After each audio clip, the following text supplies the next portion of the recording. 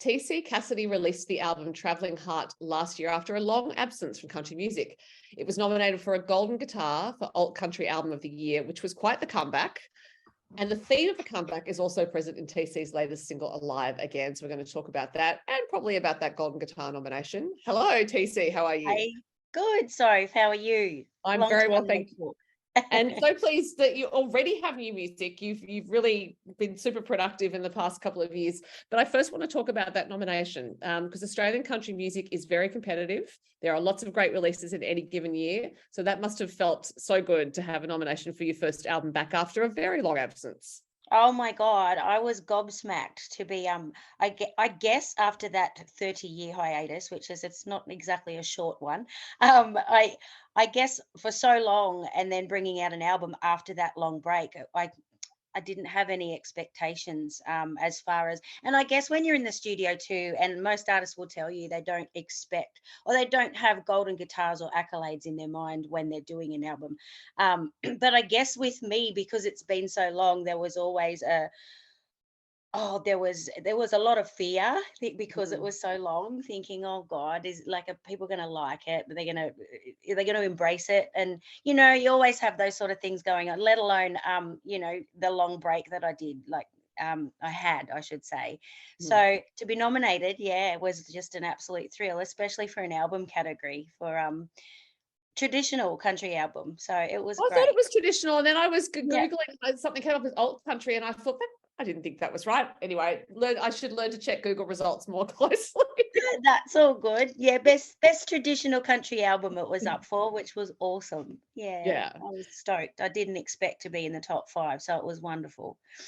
And it does make more sense given the style of music on it, although it could fit in alt country as well, I think. I agree with you. Yeah, like the likes of April Fools could definitely classify for its alt country. Yeah, there is a bit of alt in there, definitely. It's a bit arbitrary, I guess, the categorization, but there was bluegrass influence on it and other things. And I think your background is probably more traditional country. 100%. I can thank my dad for that. I had the healthiest diet of country music growing up as a little one. He would always, forever, like my childhood, I remembered Merle and Willie always being played in the house. Emmylou Harris was a favorite of mine and still is to this day. Dolly, Loretta. But then I'm a huge fan of the 90s country too. Like I just like that's my jam too. Like the likes of Trisha Yearwood, Martina McBride, huge fan. I loved Pam Tillis. Yeah. So these next, I'm probably jumping the gun. You're probably going to talk to me about going back in the studio, but probably more with the 90s country influence going on. Right. Yeah. Interesting. But I will talk to you about that. What you mentioned about a little bit of the fear of releasing new music, because it's a really big deal. You're putting yourself out there. Any artist is, because releasing music goes to a wider audience than a lot of other art forms. Do you feel now that you're making some new music again, there's less fear, or is it a different kind of fear?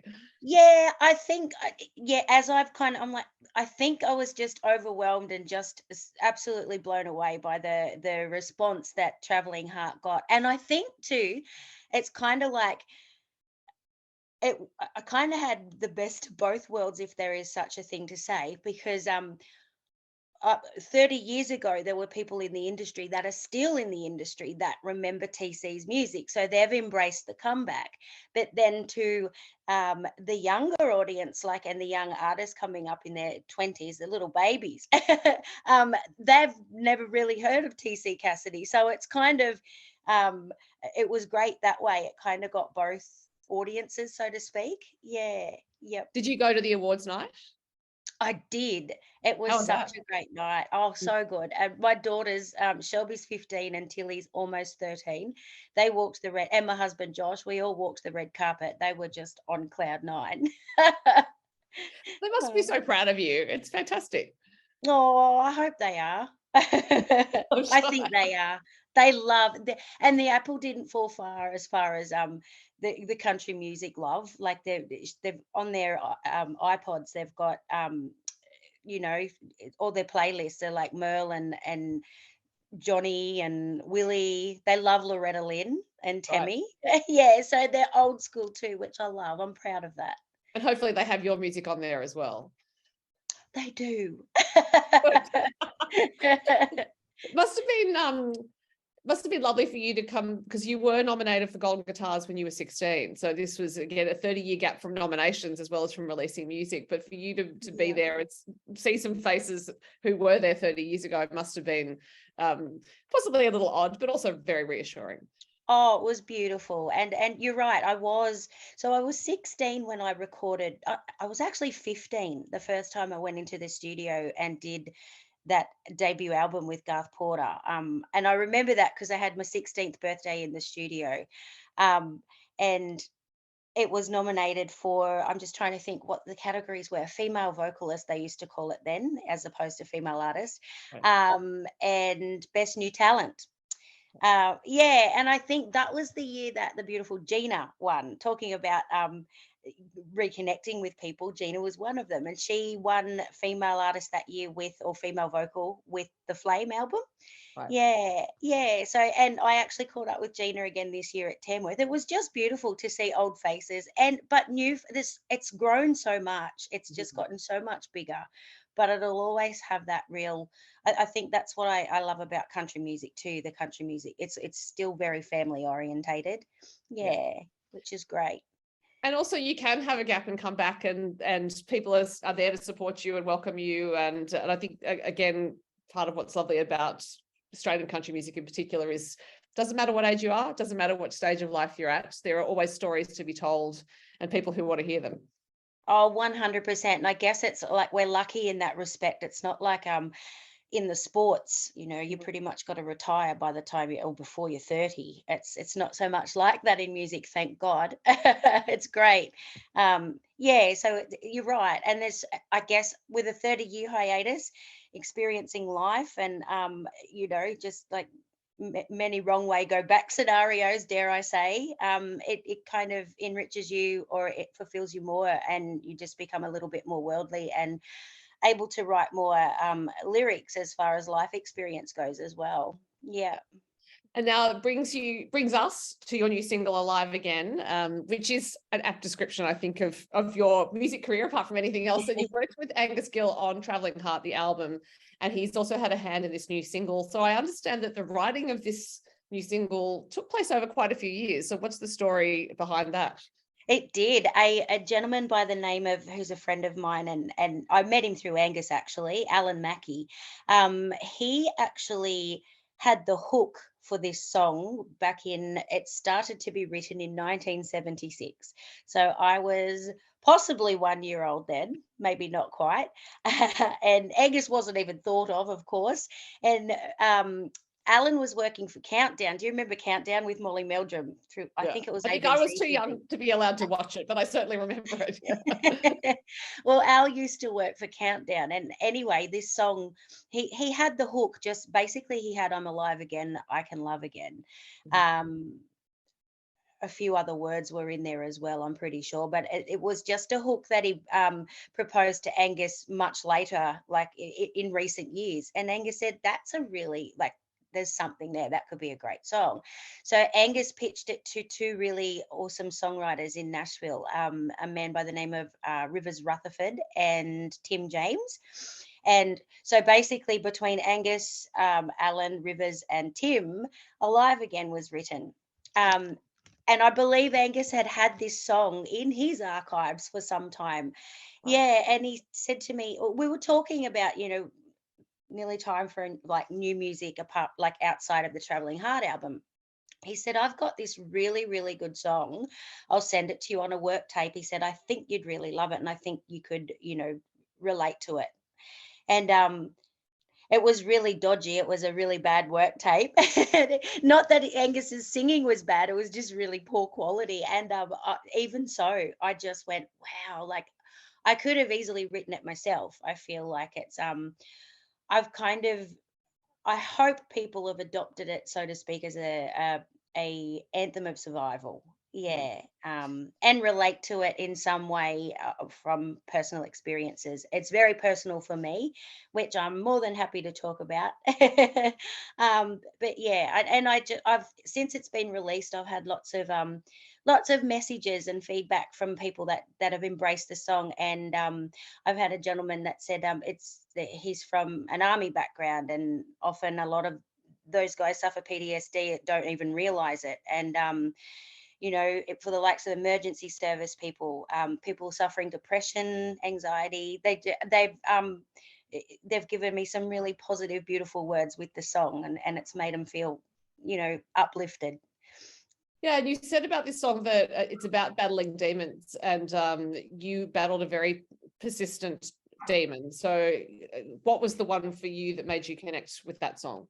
Yeah, so when I've been interviewed in the past, just recently since I come back, one of the questions always asked is why such a long hiatus, and my answer has always been, which is the truth. I just didn't actually delve right into the guts of it, so to speak. But I would always answer with just many wrong way go back scenarios. Life in general just happened, which it did. But the truth of it is.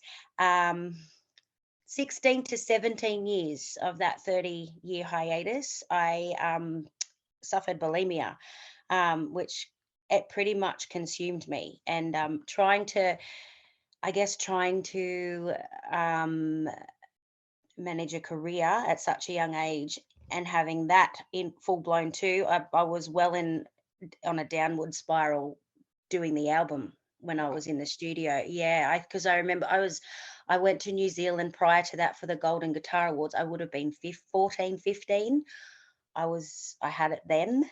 So yeah, a good 17 years. And it just consumed you. It just you can't really concentrate on too much else because that is just, that's all you're focused on. Yeah, Yeah. it was horrible. It was, and mum and dad, like they knew, but I just never admitted it to anybody. I was in denial. Well, it's a lot Yeah. of pressure to be a young artist. It's a lot of pressure to be, trying to manage a music career at an age when you're also meant to be at school. And there are pressures on teenage girls, about all sorts of things, and then also grown-up women. But it's, from the perspective I have, you talking about yourself at that age, it is a lot of pressure. So it seems like something had to give, and it did, which was your health. Absolutely. I think, and somebody asked me just recently in an interview, did you feel, were you pressured by the industry to look a certain way or portray or have an image of expectation? I can't so much remember being pressured too much as far as from the industry, but I think I have read up on it, and they say that if you are a perfectionist, you can, yeah, I guess, and I'm usually a perfectionist with everything I do. It's like go hard or go home. But I think it was more pressure on that I put on myself, not Mhm. so much from the industry. I can't remember having that pressure from others, so to speak. I just felt the pressure myself, I think. And I mean, there wasn't a lot of social media back then either, but it was more like, I guess, like we had the Dolly magazines, and like it was more magazines then. I think it was, honestly, it was pressure that I put on myself. And I guess I felt too, back in my early days of my career, I didn't so much have a lot of things in place as far as management or anything like that. And I had this U-Butte album, and God love mum and dad. They thought they were doing the right thing, which they were. But we just didn't have any idea. And I guess there was a stage there where I was like, oh my God, I'm in limbo. I need someone we don't know what we're doing. Um, I guess the bulimia could have been a sense of this is the one thing that I can control, if that makes sense. Yeah. I've tried to analyze, like, triggers and stuff, and that comes up. I think that, I that's one thing I can be in control of. Hmm. Yeah, but it lasted for 17 years. The day I found out I was pregnant with Shelby, so I was 31. was the day that I knew that I had to do something about it. Yeah. Thank God I was able to just do it on my own, Mm. by myself. God knows what the scenario would have been if I couldn't stop, but Yeah. thankfully I did. Yeah. Well, So there's a huge amount of power to you that you could, because I mean, you could say, oh, well, I did it for my daughter, but you had to do it for yourself or it wouldn't have stuck, I guess, is the other 100 thing. 100%. Yeah, for sure.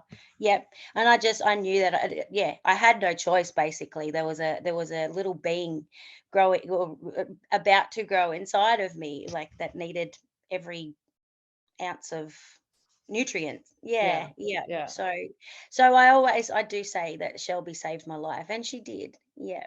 Well, I tend to think you saved your own life as well, because you put the work in and you're still here. And music is, I imagine, part of that. It's part of you feeling reconnected to a life force in some respects.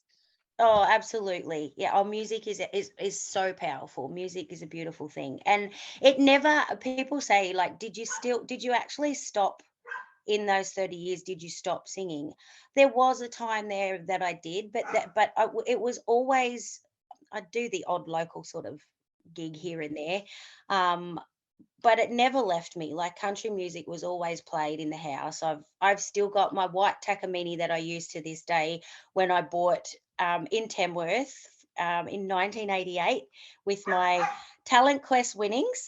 Of course, mum and dad put money towards it for me as well. But yeah, I've never ever, it's always been a part of my life, always, and it's always there.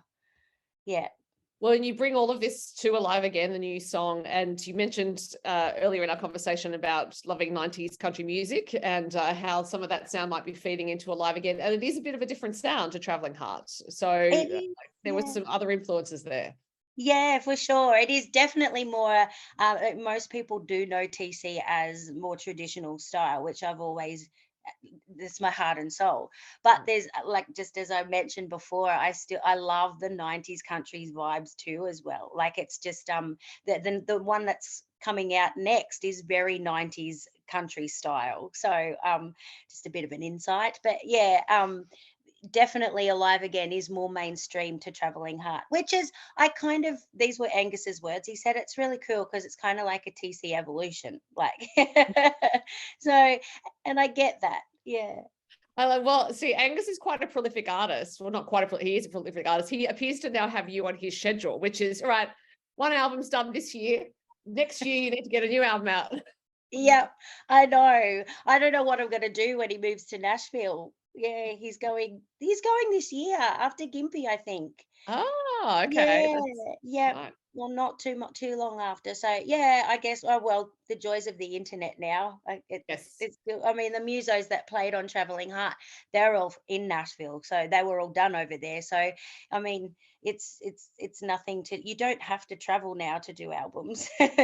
So many It's really people, I cool. think, during lockdown were recording their vocals at home, and then the producer was on a line from a studio somewhere, and then some of them, from what I understand, it's just continued that, even though they could get to a studio now.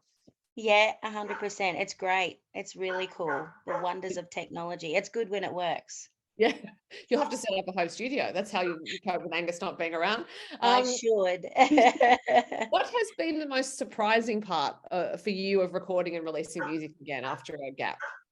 The most surprising? Yeah. Um, Probably just more so learning the ropes, not the musical side, so to speak, but just learning the ropes of the musical business. It's changed. It's Mhm. completely changed. Not necessarily for better or worse, just changed. So I'm not great at that side of things. Yeah. So now it's like, I think from years ago, I don't remember a lot because I was so young, and then being preoccupied with the health issue as well. But I find that I'm having to really relearn the actual, the business side, like, with um, you know distribution and all Mm. that sort of thing, publicity and all that. Like, it wasn't such a big thing back then. Yeah. Like, you could sort of do your own, you know, work, so to speak. But yeah, all that's probably surprised me the most. But I guess I shouldn't be surprised, because that's just progress, isn't it? That's just with everything. Yeah. Yeah, I do And think then, it changes very rapidly in music. Like things seem to be changing quite regularly, whereas in other art forms, perhaps not as much, or maybe I'm not as aware of it. But I just think there's a lot for artists to keep up with. yeah, 100%. Yeah. Yeah, I agree. So so you're obviously very much enjoying making music again. Are you writing as well for future singles? Because this song you didn't have a write on, but I imagine because you've written before, you will write again. Yes, absolutely. I'm definitely planning on, hopefully, well, the plan is to eventually have another album.